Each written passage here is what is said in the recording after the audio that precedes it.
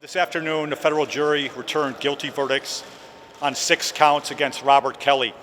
3 of those guilty verdicts were for producing child pornography, and 3 of those verdicts were guilty for Robert Kelly enticing minors to engage in sexual activity.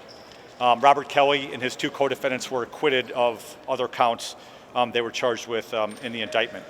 The evidence at the trial in this case revealed reprehensible conduct. That Mr. Kelly engaged in sex acts with multiple girls under the age of 18, and he recorded some of those sex acts on video. We are pleased with the fact that Robert Kelly is finally being held accountable for that reprehensible conduct. We are particularly pleased that Robert Kelly is finally being held responsible for the abuse of his 14-year-old goddaughter. As you may recall, that was the subject of the 2008 trial in Cook County.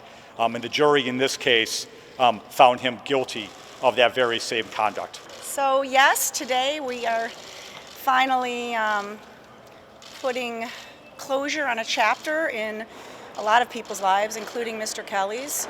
As you know, there was a mixed verdict, but we won more counts than we lost. And what is reassuring about this, and something that I have been fighting for and was fighting for from the beginning, is that if this jury concluded that he was guilty on the first 3 counts, would they care enough to consider the evidence on the rest? And they demonstrated that they did.